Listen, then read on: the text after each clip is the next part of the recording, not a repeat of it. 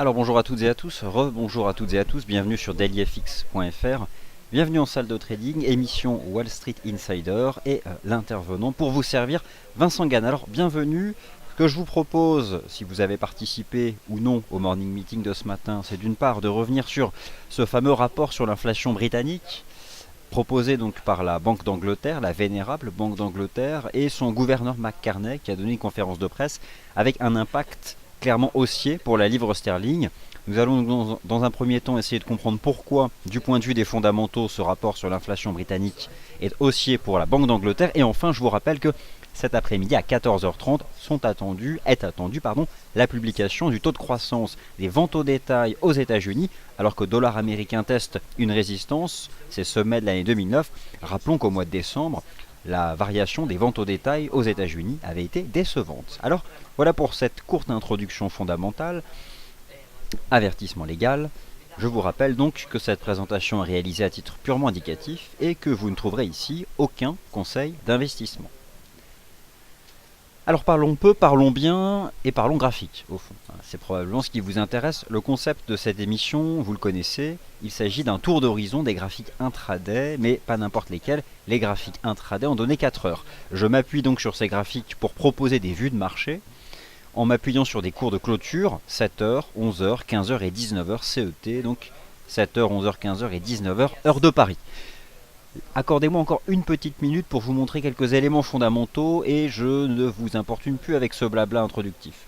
Sous vos yeux, le site de la Banque d'Angleterre et notamment donc ce qu'ils appellent l'overview, ici l'introduction de ce rapport trimestriel sur l'inflation en Grande-Bretagne.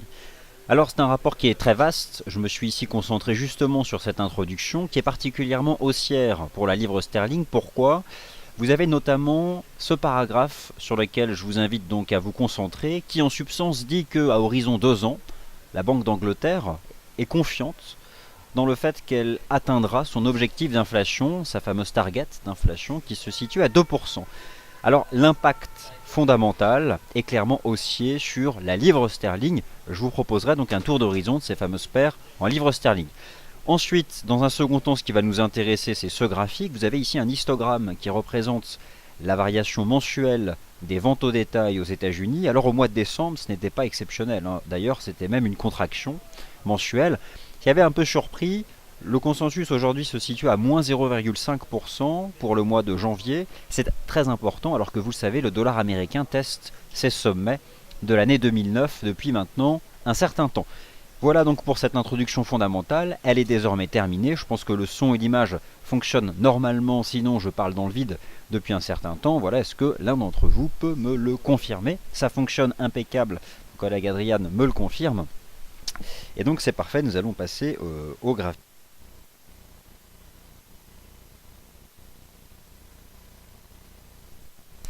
Voilà, donc me revoilà donc sur les graphiques intraday H4. Alors, on va commencer justement, on a 20 minutes, 10 minutes pardon, en attendant cette publication des ventes au détail aux États-Unis. Donc on va parler de chart, voilà, ça fonctionne normalement, impeccable. Et a priori ça a l'air d'être parfait cette fois-ci, donc je pense avoir trouvé la bonne façon de paramétrer la qualité d'image et le son. On va commencer par le dollar US. Ici en données 4 heures, j'ai quand même fait apparaître des éléments de long terme. Qu'est-ce que c'est que ce niveau horizontal ici à 11 854 ? Vous vous posez peut-être la question parce que sur ce graphique intraday, 11 854 donne l'impression d'être un niveau horizontal tracé n'importe où. Il s'agit en fait des sommets de l'année 2009. On peut avoir le sentiment que le dollar US est en train de s'essouffler sous cette résistance, en tout cas qu'il construit une sorte de wedge. Mais pour le moment, en fait, il s'agit d'un simple range. Mais voilà, on constate depuis quelques heures qu'il a tendance à reculer. Alors pourquoi? Parce que voilà, on a eu une belle réaction ici. Dans cet indice de devise, vous devez avoir en tête qu'il y a l'USD Yen, le GBP USD, la UD USD et l'euro dollar. En tout cas, voilà où se trouve le dollar US avant la publication de ses ventes au détail. Avoir un chiffre qui serait décevant ramènerait notre indice Dow Jones FXM Dollar Index probablement au contact des 11 785 points. Attention, c'est une ligne de tendance haussière en place depuis le mois d'octobre. Elle est donc majeure et clairement, je n'aimerais pas voir sa rupture. Pour le moment, c'est davantage un range entre 11 750 et je dirais 11 890, 11 854. Enfin, en tout cas, on voit que le marché est dans une phase de transition latérale. Difficile de dire s'il s'agit d'une phase de distribution ou d'une phase d'accumulation. Les fondamentaux trancheront. Alors, revenons à la livre sterling, puisque c'est le premier sujet, c'était celui de ce matin. Vous l'avez compris, ce rapport est donc favorable aux perspectives de la livre sterling sur le marché des changes, et notamment donc à certaines paires de devises qui avaient déjà donné un certain nombre de signaux techniques d'achat. Alors on va commencer par le GBP USD, puisque lui ce n'était pas forcément le cas, et là aussi la clôture sera très importante. En l'état, nous avons aujourd'hui une réaction très favorable du GBP USD depuis un niveau de support à 1,52 $. Reste que il est très important ce soir de le confirmer. Alors le GBP a fait son travail. Dans le GBP USD, là vous avez GBP, il a fait sa part de travail là depuis ce matin. Reste maintenant l'USD. Et donc en clair, je pense que nous pouvons envisager quelque chose de sympathique si cet après-midi USD est pénalisé. GBP restera, je pense, vigoureux, soutenu par ce rapport. Si USD devait cet après-midi être pénalisé, nous pourrions avoir une cassure haussière des 1,5350, ce qui serait en l'état un signal de trading très important pour viser les 1,56 ici sur la livre sterling. Alors moi c'est vrai que hier en utilisant ce graphique intraday en données 4 heures, j'ai davantage mis en évidence le niveau des 1,52 $ pour une stratégie d'achat. J'ai aussi mis en évidence cette résistance. Voilà. Je surveille vraiment ce que fera ce soir le GBP USD. Par contre, sur d'autres paires en GBP, il y avait vraiment des opportunités magnifiques. Vraiment magnifiques. Et vous aviez notamment ce pullback sur le GBP AUD. C'est, je pense, de toutes les paires en livre sterling, celle qui propose la construction de chartiste la plus pure. Alors vous avez sur notre site un article avec un graphique de long terme du GBP AUD qui montre tout le potentiel qu'a cette paire de devises cette année. Mais sur le court terme, vous avez ici un graphique en données 4 heures. Je reviens notamment sur, sur les 3 dernières jambes de progression, une impulsion haussière entre 1,78 et 1,92, une consolidation et une nouvelle impulsion. Et je vous invite à observer à quel point ces extensions de Fibonacci fonctionnent bien. 1,9234, cassé, support. 1,9785, cassé, support. Prochain objectif, 2,01, 78. Et puis nous avons ici toujours un canal de progression ici sur le GBP AUD qui me plaît. Donc, j'avais ce matin des doutes parce que je ne connaissais pas le contenu de ce qu'allait proposer la Banque d'Angleterre. Maintenant que j'en connais le contenu, je conserve en fait mes vues de marché qui étaient basées ici sur l'analyse technique. Donc je pense désormais qu'on a un niveau de support ici à 1,9785 qui peut être exploité sur le GBP AUD pour viser 2, voire même 2,01. Bah, excusez-moi, nous sommes déjà à 2. C'est plus rapide que ce que je pensais. Donc j'ai une prochaine target à 2,0178. Et probablement cette année quelque chose proche des 2,07 qui représente 50% de retracement donc de toute la baisse qui avait eu lieu entre 2009 et 2012. Donc plus que jamais, le GBP AUD doit être recherché pour son intérêt haussier. Le GBP USD pourrait donc donner ce soir, et nous verrons bien, un signal d'achat pour viser un 55 ou un 56, mais je reste quand même méfiant parce qu'il y a une partie USD qui me semble très incertaine, et notamment dans 5 minutes. Avec, donc je mettrai ici d'ailleurs en temps réel notre indice Dow Jones FXM Dollar Index, mais il faudra prendre connaissance de tous ces chiffres. Alors, l'euro GBP sans surprise, comme d'ailleurs nous avions anticipé à travers un article cette semaine, est en train de briser son support à 0,74 étant vers notre cible à 0,7250. Je vous invite à observer les graphiques de long terme pour voir à quoi correspond 0,7250. Alors le GBP4 présentait ce matin l'opportunité lui aussi d'un pullback, pas forcément hyper évident, mais d'une certaine façon on est venu chercher ce niveau horizontal ici à 1,91. Il y avait un ancien triangle, on s'est approché, on a à peu près fait un pullback. Bon, j'avoue c'était pas forcément hyper net. Mais par contre le GBP NZD, alors là c'était, regardez ça, c'est que de l'analyse technique. Vous aviez ici une configuration, une ligne de tendance baissière qui a été cassée hier à la hausse, et ce matin pullback. Pullback sur 2,0650, c'est pile poil un point de contact avec cette ancienne ligne de tendance baissière, et le GBP NZD relance probablement en direction des 2,10, et je vous rappelle que 2,10 c'est un peu l'équivalent des 1,92 sur le GBP AUD.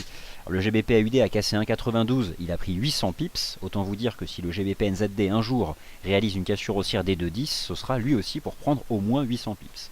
Donc nous sommes là face à des configurations très haussières pour la livre sterling, en particulier face à ce qu'on appelle les dollars des antipodes, l'AUD et le NZD. Mais l'euro GBP n'en reste pas moins une opportunité dans le sens de la tendance baissière, reste, je dirais, cette incertitude du GBP USD, et donc le GBP lui a fait son travail, techniquement ça commence à sentir meilleur, mais voilà, si ce soir le marché devait clôturer sous un 53,50, ce serait une mauvaise chose. Donc je n'ai pas encore réussi à vraiment m'engager sur les perspectives moyen terme du GBP USD, en tout cas nettement moins que sur les autres paires en livres sterling que je viens d'évoquer. Voilà pour la livre sterling. Le GBP yen, j'ai davantage parlé d'un objectif atteint. Le GBP yen teste une ligne de tendance en place depuis décembre dernier. Nous pourrions là aussi avoir une cassure haussière pour viser les 187. D'autant plus qu'on a eu en fait ce matin un pullback sur les 181,80. Alors le GBP yen, c'est un peu l'incertitude, c'est comme le GBP USD. J'aimerais voir ce soir des cassures haussières journalières pour envisager davantage de choses. En tout cas, la livre sterling, elle est plutôt favorisée, vous l'avez compris, et mieux vaut éviter des stratégies de vente sur la livre sterling. Alors, voilà pour ce tour d'horizon des paires en GBP, je vous l'avais promis, mais je voulais attendre la publication du rapport sur l'inflation avant de vous dire des choses ce matin. Donc, ce travail est effectué. Maintenant, qu'est-ce qui peut vous intéresser d'autre? L'euro-dollar. A priori, l'euro-dollar vous intéresse, c'est a priori la paire qui est la plus négociée, et pourtant l'euro-dollar ne présente, d'un point de vue des stratégies de trading, aucun intérêt depuis le 6 février. Alors aucun intérêt, ça dépend de son horizon de temps. C'est un marché qui évolue dans un range entre 1,1260 et 1,1340 depuis une semaine, il y a quand même 80 pips. Alors on peut avoir vendu en haut et acheté en bas. En fait, il y a une compression sur l'euro-dollar entre cette moyenne mobile ici à 20 jours, représentée sur ce graphique en données 4 heures, et le support des 1,1260. La partie EUR a probablement fait son job. Aujourd'hui reste la partie USD. Si nous avions des ventes au détail décevantes, pourquoi pas envisager, comme sur le GBP USD, une accélération. Mais imaginez des ventes au détail extrêmement solides. Autant vous dire que ça paierait du dollar US et que l'euro-dollar serait sous pression. Donc moi je n'ai pas la réponse, je ne peux pas anticiper les statistiques, je vais mettre en plein écran le dollar américain et nous allons tout simplement observer à quoi, quel est justement le chiffre, hein, et à quelle sauce les fondamentaux vont finalement nous manger. Donc c'est une statistique américaine qui va arriver d'ici une petite minute.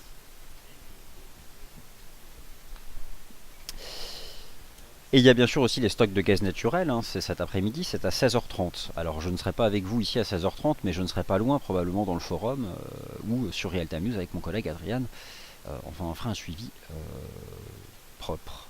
Alors, ça doit pas être exceptionnel, vu la première réaction sur le dollar américain. Ça doit vraiment pas être beau. Alors, je n'ai pas le chiffre, en fait, en l'état. Mais je pense que ce n'est pas très sympathique, hein. Donc, il y a un dollar US qui échoue encore, hein, sous ses sommets ici de l'année 2009. Alors, ça peut... Alors, on n'a pas non plus là une réaction hyper baissière. Est-ce que cela peut... Moins 0,8%. Ah, c'est en effet un mauvais chiffre. Voilà. Donc, je vous remontre ici l'histogramme. Clairement, nous avons une nouvelle contraction. Donc ici, nous avions eu moins 0,9 pour le taux de variation des ventes au détail aux États-Unis en décembre. Le mois de janvier confirme négativement avec moins 0,8. C'est une mauvaise statistique américaine, une fois n'est pas coutume. Donc, quelles sont les conséquences immédiates sur le FX? Le dollar américain subit un léger rejet sous ses sommets de l'année 2009, avec potentiellement cette structure en wedge. Donc cela devrait soutenir le GBP USD. Un coup d'œil au GBP USD, et en effet, eh bien cette fois-ci c'est la fameuse partie USD qui fait son travail. Le GBP ce matin a permis un rebond au-dessus des 1,52. Nous avons actuellement en cours, d'une part ce gap est comblé, et donc potentiellement nous avons, mais à confirmer ce soir en clôture journalière, l'amorce d'un nouveau niveau de support. Et finalement, c'est juste aujourd'hui la journée du GBP, hein, parce que vous l'avez compris que le GBP AUD c'est bullish, le GBP NZD c'est bullish, le GBP 4 depuis longtemps, le GBP Yen pourrait faire une nouvelle cassure haussière et s'envoler vers 187. Alors, si ce soir le GBP USD confirmait la cassure haussière des 1,53, bah où va-t-il? Eh bien, je vous donne tout de suite un objectif de cours sur le GBP USD. Si jamais tout ceci se confirme, c'est bien parti. Je pense que nous pourrions viser le niveau des 1,5560. Donc, en l'état, attendons la clôture de 15 heures, qui sera une clôture 4 heures qui m'intéresse. Mais si nous avons à 15 heures une cassure 4 heures du niveau des 1,5340, 1,5320, 1,5340, je pense qu'à ce moment-là, il s'agira d'un signal d'achat. Et donc, un nouveau support à exploiter à 1,5320 pour viser 1,5421 $ et 1,5560 $. Essentiellement du côté du GBP, avec un petit renfort du côté de l'USD. Mais bon, les choses doivent être confirmées, et vous l'avez compris, elle n'est pas dans les paires en livres sterling celle que je mets en priorité du point de vue de l'analyse technique pour le moment. En tout cas, dollar US subit forcément. Il va falloir essayer de creuser, aller dans les détails, comprendre à quoi est dû ce taux de variation négatif de 0,8% pour les ventes au détail. C'est finalement ça qui compte, hein, interpréter le chiffre un peu plus en profondeur. Mais voilà, en tout cas, c'est quelque chose qui est négatif. Je regarde, alors, contraction des ventes au détail, moins 0,9%. En excluant la partie automobile, le marché anticipait moins 0,25. Donc voilà, on a globalement des chiffres qui ne sont pas exceptionnels. Nous avions aussi les nouvelles inscriptions hebdomadaires au chômage qui sont un peu supérieures aux attentes. Bon, un ensemble de statistiques plutôt défavorables au price action du dollar US. Et donc, c'est bullish GBP USD et S bullish euro dollar. Vous l'avez compris, l'euro dollar n'est pas la paire la plus intéressante de la semaine. Regardez aujourd'hui ce que fait l'euro dollar, alors que le GBP USD est en train de faire une cassure haussière. Admirez à quel point la volatilité est énorme sur l'euro dollar. Bon, en clair, il n'y a rien à faire sur l'euro dollar cette semaine, et je ne m'attarderai pas dessus. Donc autant se concentrer là où il y a du mouvement, et c'est clairement sur le câble. Qu'en est-il maintenant des autres paires qui contiennent ce dollar US? Commençons par l'USD Yen. Alors forcément, l'USD Yen alors, a réalisé un parcours intéressant depuis le support des 117. Moi, j'en ai beaucoup parlé depuis vendredi dernier. Pour viser les 120,60, ce qui était une extension de Fibo, le marché a fait 120,50. Accordez-moi l'objectif atteint. On a eu ce matin ce qui, dans un premier temps, pouvait être un pullback. Mais là, attention, le dollar US met sous pression l'USD Yen. Je n'exploiterai pas un nouveau retour sur cette zone ici pour une stratégie positive. Donc, je suis assez méfiant sur le court terme de l'USD Yen.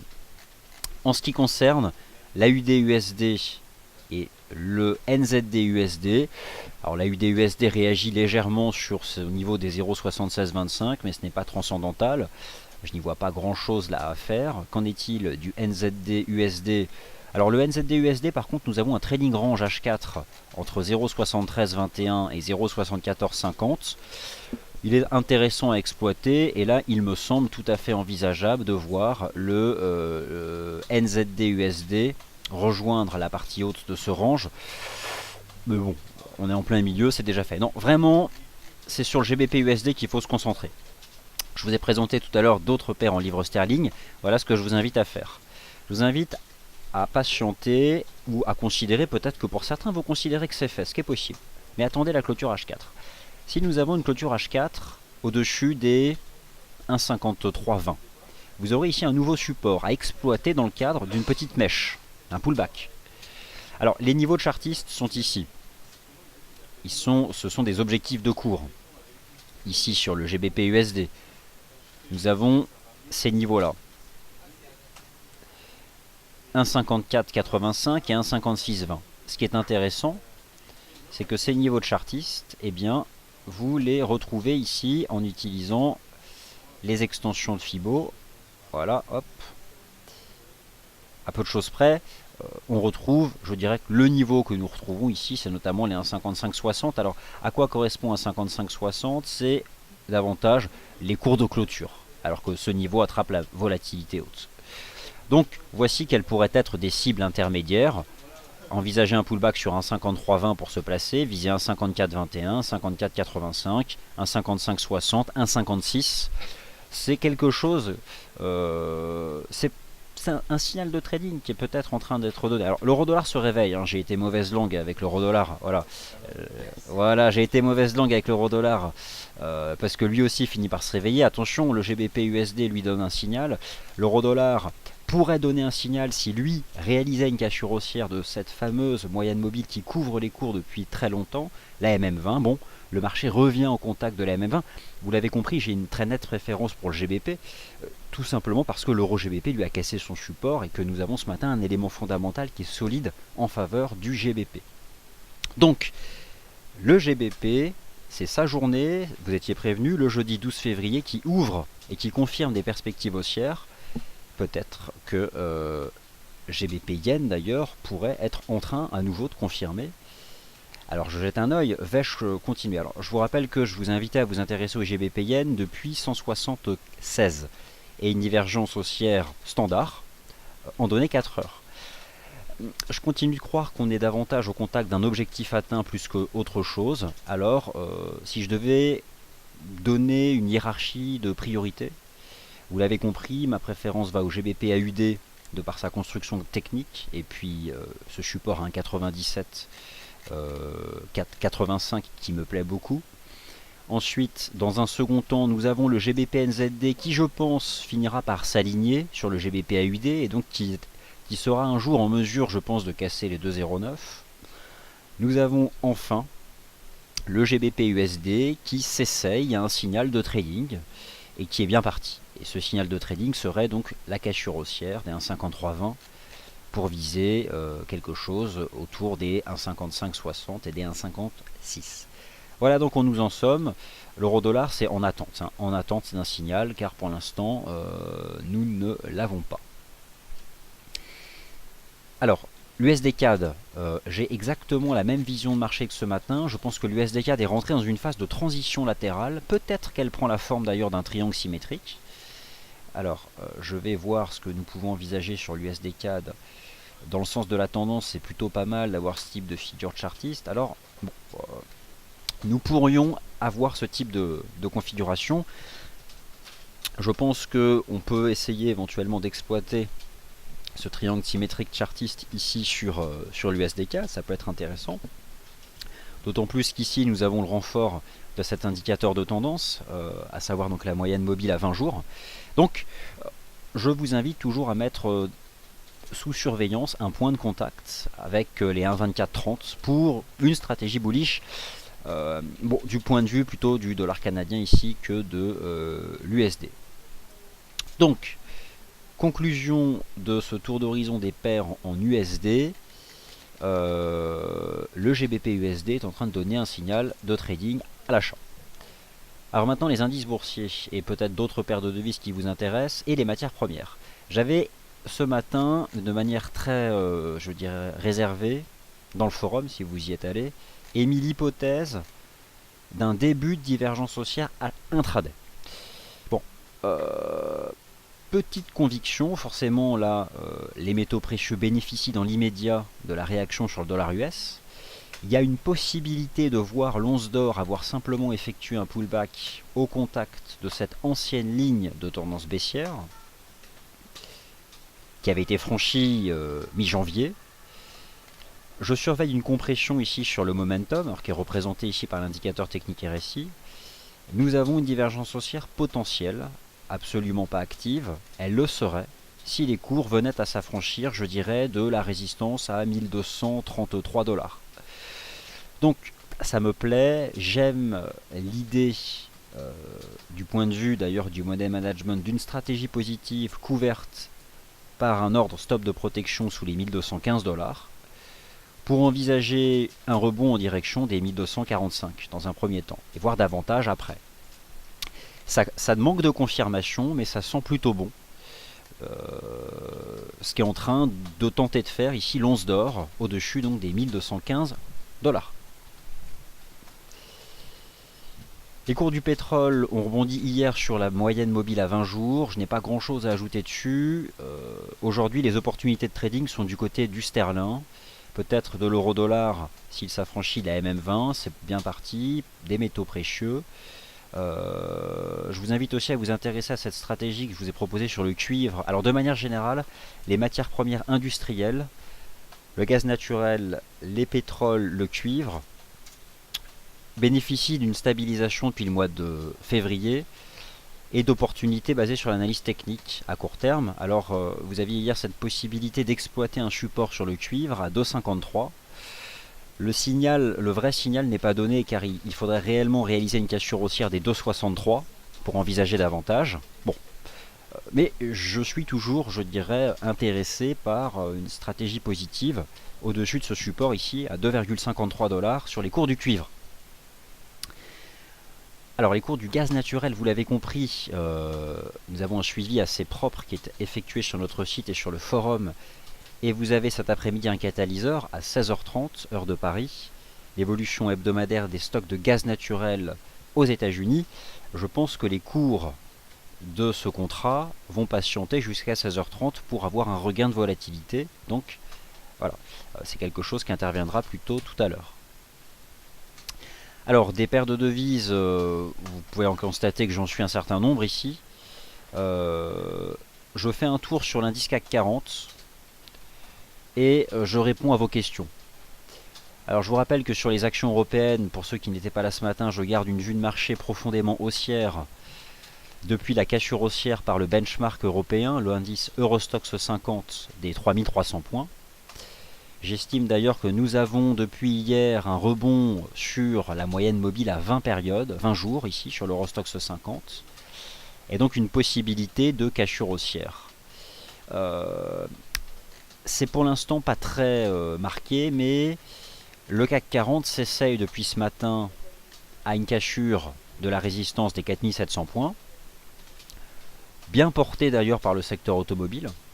Vous avez vu que Renault prend 8%, Valeo, un équipementier automobile français, gagne près de 30% depuis le début de l'année. Donc c'est plutôt bon signe.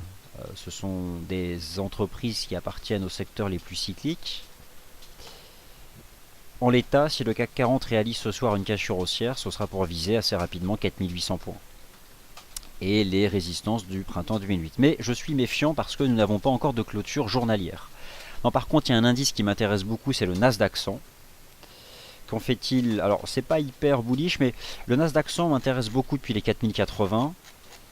Et j'ai le sentiment, j'en parlais déjà hier, qu'il serait sorti par le haut d'une espèce de structure triangulaire. Alors, c'est une petite conviction, mais je pense que désormais, pour une éventuelle stratégie positive, on peut utiliser le support à 4275 points.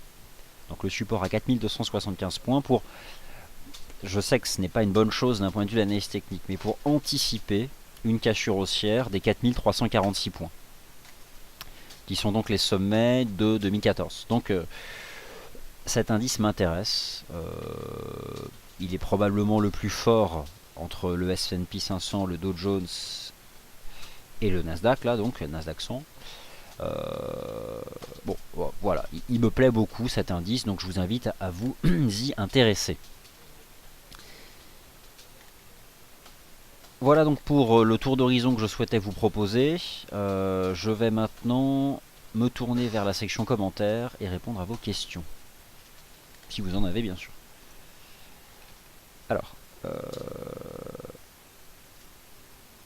Alors bonjour par fil. Alors il y a des achats à chaque repli sur le CAC 40, mais les plus bas sont de plus en plus hauts. N'est-il pas un point d'inflexion? Si oui, as-tu une idée sur sa valeur par fil? Alors je ne comprends pas très bien la question. Un point d'inflexion... Ah oui, je comprends ta question. Enfin, je comprends... Alors en fait... il peut y avoir aussi une histoire, c'est ce dont un peu je parlais en début de semaine, d'écart relatif à certains indicateurs de tendance. On peut appeler ça des supports de spread, des supports invisibles. Les cours s'arrêtent parce qu'ils approchent à un certain pourcentage d'un indicateur comme une moyenne mobile. C'est peut-être quelque chose qui a permis, notamment l'Eurostoxx 50, de reprendre sa marche en avant. En tout cas, en l'état, là, nous avons en cours un signal plutôt bullish sur le CAC 40. Mais à confirmer bien sûr.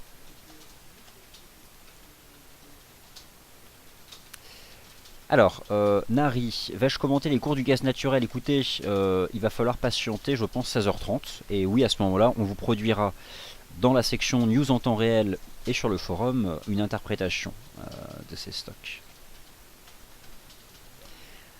Alors, bonjour Joseph, vous êtes aux États-Unis, vous parlez un peu français et vous comprenez quand même tout. Eh bien, ça me fait plaisir. Donc, bonjour Joseph. Peut-on viser 6000 points sur le CAC 40? Écoutez, déjà, visons 5000 points. Probablement un objectif annuel. Et puis, on verra après. Alors, l'USD CAD, je vous en ai parlé. Les indices, il y a quand même une réaction. Alors, l'euro-dollar, il y a une question de Ben sur l'euro-dollar. Alors, l'euro-dollar, pour l'instant, il est couvert par la MM 20 jours. Hein, donc, mais si jamais elle est franchie, ce serait un signal. Hein, donc, il faut vraiment surveiller ça. Voilà, il faut vraiment surveiller. Pour l'instant, c'est vrai que donc on reste couvert par cette moyenne mobile simple ici à 20 jours sur les cours de l'euro-dollar. Alors, est-ce que des choses se confirment sur le GBP USD? Oui, ça sent bon, ça a l'air quand même. Admettons que ça commence à être bien parti. Hein. Sur l'euro-dollar, sur le GBP USD. D'ailleurs, je vais mettre une moyenne mobile à 20 jours sur le GBP USD.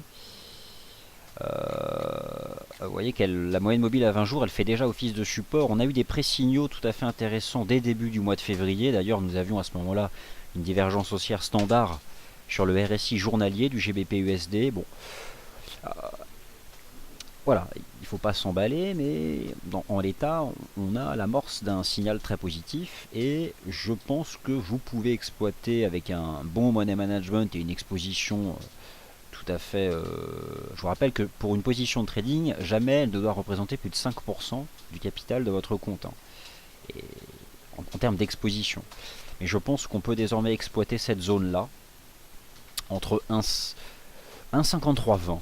Je pense que nous avons pour un pullback cette zone-là des 1,5320 qui me paraît ici tout à fait intéressante sur le GBP USD.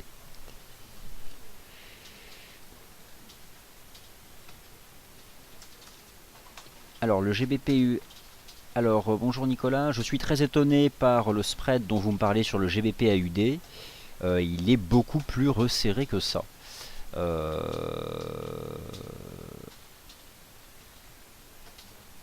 Et le DAX, Alain 41, et le DAX. Alors le DAX, j'y viens. Le DAX, lui, ne fait pas encore de nouveau sommet. Bon, moi j'ai beaucoup insisté sur le fait que j'ai toujours pensé que le support à 10 550 points tiendrait. Pour le moment, le DAX ne fait pas de nouveau sommet. Donc il reste dans un range. J'aimerais vous dire qu'on va le casser par le haut, mais c'est pas fait. Donc ça c'est un fait. Je vous rappelle que sur le DAX, je m'intéresse à ces ratios d'extension. Je vais vous les remontrer ici. Je vais passer sur l'horizon de temps journalier pour vous donner une prochaine cible si jamais ce marché devait casser à la hausse. Mais en l'état, ça commence à être bien parti. Et nous pourrions bientôt avoir un nouveau signal de trading. Alors, je vais attraper ici cette jambe de hausse au point bas de la consolidation. Voilà.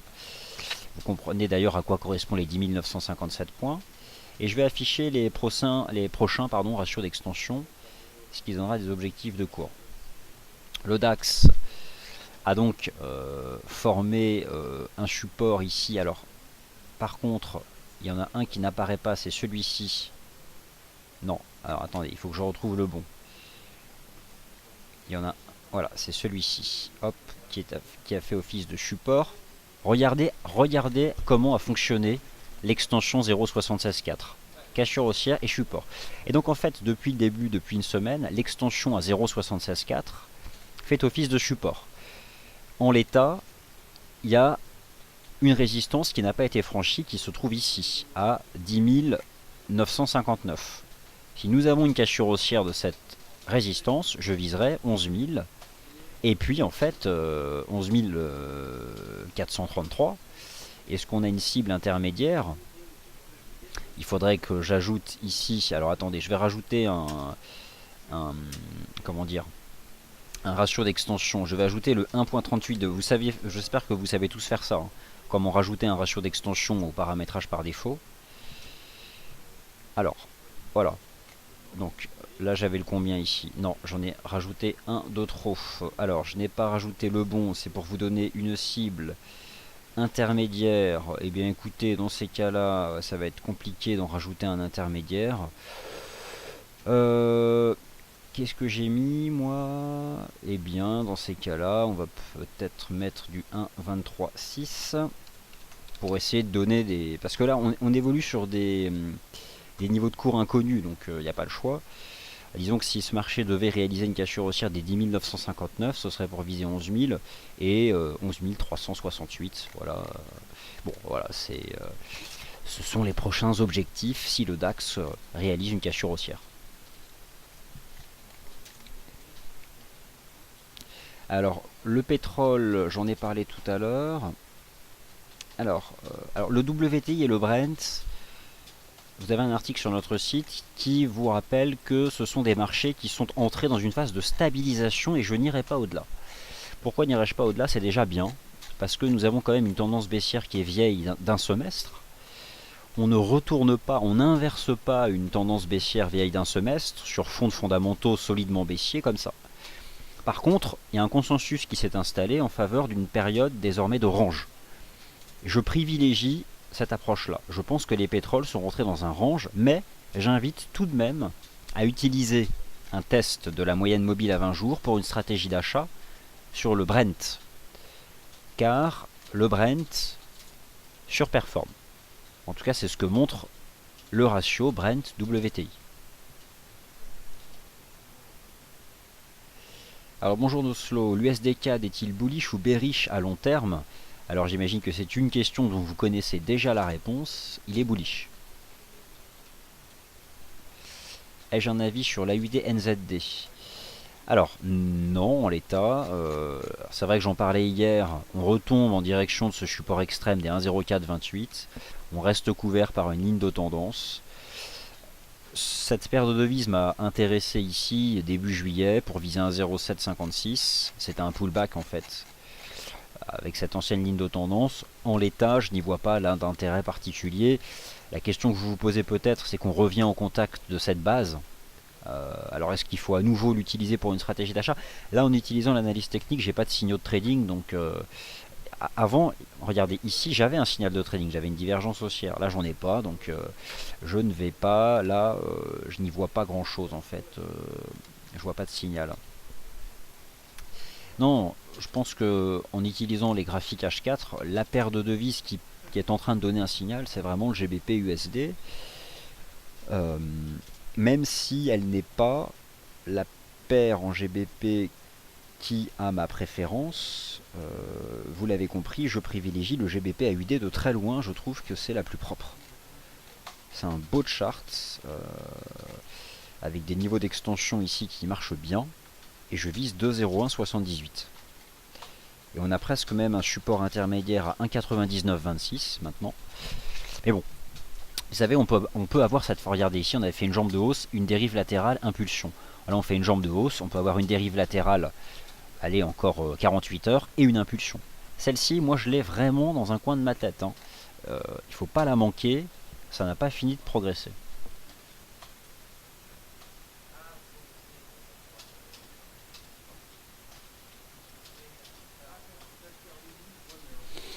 Alors, y a-t-il quelque chose à faire sur le CAD yen? Alors, je vais regarder le CAD yen. Alors, ça, c'est pas le CAD yen, c'est le Nasdaq. Alors, le CAD yen, je n'ai pas changé de point de vue depuis hier. C'est un marché qui a tenté de construire une base au-dessus des 92-89 et qui, sur le très court terme, je m'intéressais à ce niveau de support des 94-60. Vous voyez qu'à chaque fois que les cours tombent dessus, il est acheté. Ce qui me dérange en fait sur le CAD yen, c'est que c'est devenu un range entre un range de 100 pips depuis maintenant 3 séances. Parce que CAD et Yen sont probablement là autant pénalisés l'un que l'autre. Donc je m'intéresse toujours au support des 94,60 pour une stratégie positive, mais voilà. Au-dessus de ce support, on peut toujours envisager de revenir chercher 96,60, mais ce n'est quand même pas très dynamique. Donc bon, il y a probablement mieux à faire quoi.